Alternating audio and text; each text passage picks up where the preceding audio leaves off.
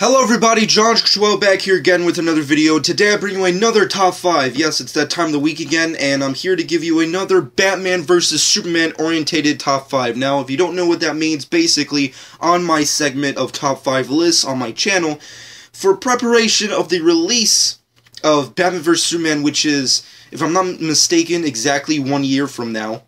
If I'm not mistaken. I could be wrong about that, but I'm pretty sure it's exactly 1 year, or practically up to a year, until the release of the film.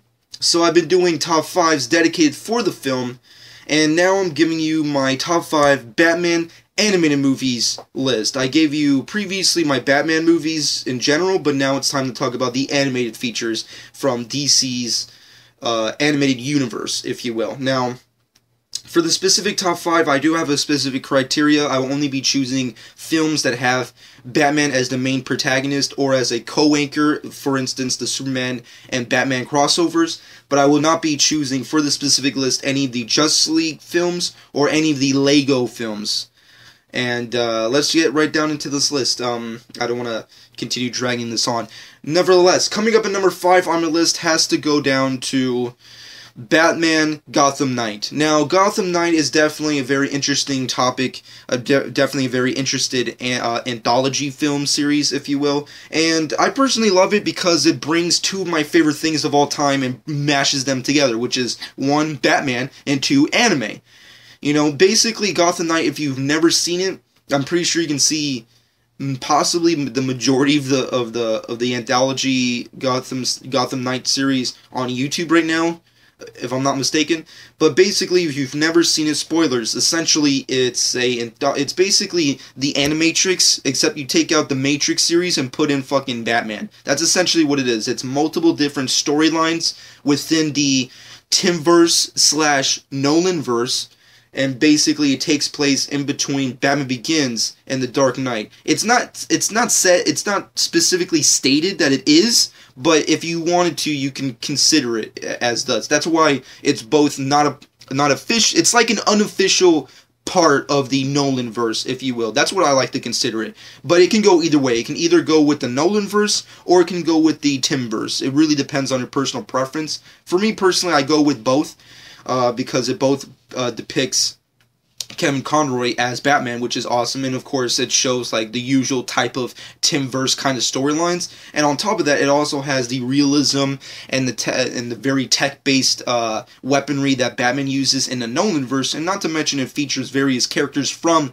the Nolanverse and how they're presented in the Dark Knight trilogy. So that's why I like to consider it both a part of the Timverse and Nolanverse, but nevertheless it takes place with various other storylines depicting Batman as he becomes Batman or as he is already Batman, and it's just really awesome. The animation is perfect. I wish DC animated features would give us more like this. I mean, I wish they could do for all the characters. Do a fucking Superman one, do a Wonder Woman one, do a Flash one, especially with the popularity of the Flash growing so far right now. Why not make a Flash anthology film with this type of animation style? That's what I personally would love to see.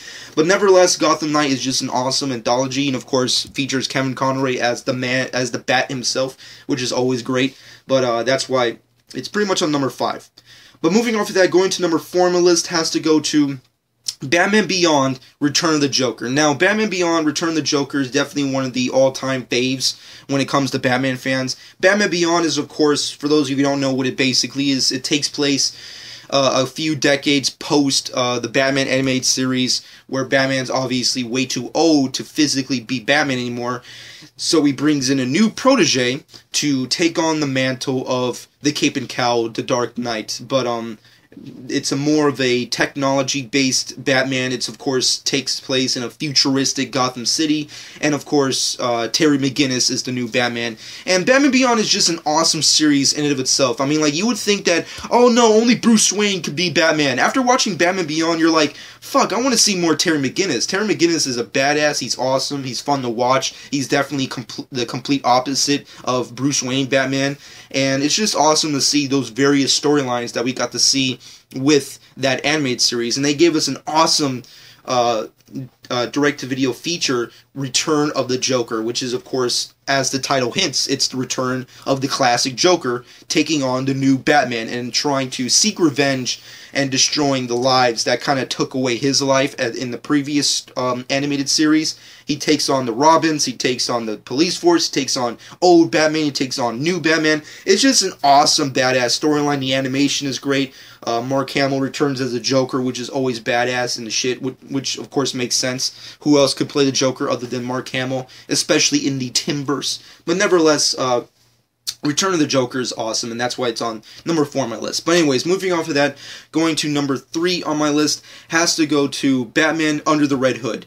Now, Under the Red Hood, of course, takes place, this is, of course, during the time period where Batman animated features, the DC universe, animated universe, if you will, started taking actual comic book storylines and actually adapting them to feature films. Well, not feature films, but direct-to-video animated films, which I think was an awesome choice for them to continue doing. And they still kind of tend to do that now, but they kind of stopped because now they're doing their whole Justice League War kind of anthology series. But nevertheless, it's really awesome to see awesome storylines that we've loved growing up as kids or as comic book readers, and get to see that kind of storyline adapted. And Under the Red Hood is definitely one of the best. It's definitely also one of the darkest of the animated features featuring Batman, and of course takes place after the events of Death of the Family, which of course, if you don't know that storyline, spoilers, Robin dies, Jason Todd Robin, and of course he's brought back to life, and he becomes the Red Hood and takes revenge or vengeance towards Gotham City, specifically his father, Batman, for not avenging his death by killing the Joker. And there's just a whole bunch of awesome, wacky characters that get to be featured. We get to see Ra's al Ghul for a few seconds, Nightwing's in this fucking movie, Black Mask, which probably is the only time we'll ever see Black Mask in any type of movie, and not to mention the Red Hood, who fucking kicks ass. I'm just saying, I'm really praying that one day we get to see Red Hood on the big screen, or at least in the small screen with the multiple TV shows they're on. But Red Hood fucking kicks ass. It's really dark, it's really badass, awesome. Bruce Greenwood fucking plays Batman in this fucking shit, and I really think they should have brought him back for more Batman stuff. I mean, like, don't get me wrong, Kevin Conroy will always be the definitive Batman, especially for voicing Batman. But Bruce Greenwood, he did a fucking good job. When you go back and watch and listen to his performance as Batman in Under the Red Hood, he fucking kicks ass. He sounds good. He sounds like Batman should. You know, if there was ever a guy to go to, if you couldn't get Kevin Conroy, Bruce Greenwood's definitely the guy to go. And I'm really sad that they really didn't use him for more stuff. But overall, everything else is just awesome in this movie. It's dark, it's gritty, it's everything that you want out of a Batman movie, and it's violent at the same time. And it also shows and depicts a very awesome, touching storyline between the second Robin, Jason Todd, who is now Red Hood, and Batman. But nevertheless, moving off of that, going to number 2 on my list, and this was very difficult for me because the next two were very, very close, neck to neck, and as much as I love this one and I like to watch it more than my number 1 pick, it's still number 2 on my list, and that has to go to Batman, The Dark Knight Returns. The Dark Knight Returns is a masterpiece, of course. It's the definitive Batman book for any type of Batman reader. It's, of course, based off the classic Frank Miller Dark Knight Returns storyline, where it depicts, of course, spoilers if you've not read that book or watched this movie series, essentially it depicts the storyline of Batman, who's been retired as Batman for a decade practically, and over the course of the book we get to see his resurgence to Gotham City and his resurgence as Batman, and he takes on the fucking new fucking threat, which is the mutants, the mutant leader. He takes on Harvey Dent. He takes on his most definitive classic fight between the Joker, and of course it has a standoff with Superman at the end of the movie and the book. It's just really awesome. It's the definitive Batman storyline. There's tons of great storylines depicting Batman as a badass and as just showing off great storytelling. You have The Killing Joke, Long Halloween, Batman Year One, all those kind of crazy, awesome Batman stories. But for me personally, Dark Knight Returns will always be the definitive Batman storyline for me personally. And it's just awesome. It just depicts Batman at his best, and it just shows us the variations of Batman and how he evolves throughout the storyline. He starts off as a myth, starts off as vigilante, then goes on to hero, and then ends up as a legend. That's the way Batman needs to go in a definitive beginning, middle, and end kind of storyline where Batman just kicks ass. And they did fucking a perfect job adapting this book into a 2-part movie series. Dark Knight Returns, Part 1 and Part 2. Just badass fucking movies. You know, we get to see Peter Weller play Batman, which is fucking awesome. Even though it would have been nice to have Kevin Conroy do it, especially Kevin Conroy now. But nevertheless, Peter Weller did a fucking amazing job as Batman. We get to see awesome, crazy stuff that we didn't really get to see in the book that get progressed throughout the film. It's just, I don't want to spoil it for people who've not really read the book or really watched the movie. Just watch the movie. If Batman vs. Superman, Zack Snyder's Batman vs. Superman Dawn of Justice fails, which I hope it freaking doesn't, watch this movie. Because it does not fail. It gives you everything that you want out of Dark Knight Returns, and it gives you even more than what's not really depicted in some of the panels in Dark Knight Returns. Not all of it, because of course the book is a classic, you can't beat the classic, but it just does a great job. And plus the score is amazing, the acting's great, everyone who's playing their respected characters, Superman, Joker, the Mutant Leader, Harvey Dent, fucking Carrie Kelly, everyone is just awesome in this film. Check it out if you haven't seen it already. But before I get to my number 1 pick, here is some fucking honorable mentions. I haven't really done honorable mentions in a good while, but here's some pretty decent ones that I personally love that didn't get on my list. Batman and Mr. Freeze, SubZero, fucking awesome Tim-verse movie. The Batman vs. Dracula, which is a spin-off movie from the Batman series, which was pretty decent. Batman Assault on Arkham, which is pretty recent. It's more or less a Suicide Squad movie, but Batman's a big part of it, and it's fucking awesome. I'm just saying, if you love the Arkham games, you're gonna love this one. Batman Mystery of the Batwoman is pretty decent, another Tim-verse movie. Batman Year One, which is pretty badass. It's not as good as Dark Knight Returns, obviously, but it's definitely a good fucking prelude to Dark Knight Returns. And moving off of that, Superman Batman Apocalypse is pretty badass. Son of Batman's pretty good. Superman Batman Public Enemies is badass. And on top, to top all things off, the Lego movie. Fuck it. Even though I did state that I would not include Lego movies or Justice League movies in this list, there's no denying that Batman and Lego movie is just the shit. Come on. Fucking, it's just, I can't wait for that Lego Batman movie. It's gonna be so, it's gonna kick ass. Nevertheless, to top all this awesomeness with this top 5 list, let's get to my number 1 pick, and that has to go down to, and yes, you guessed it, Batman Mask of the Phantasm. It's a classic fucking Batman feature. It's actually the first and only Batman or DC animated feature film, if I'm not mistaken, before they went to direct-to-videos.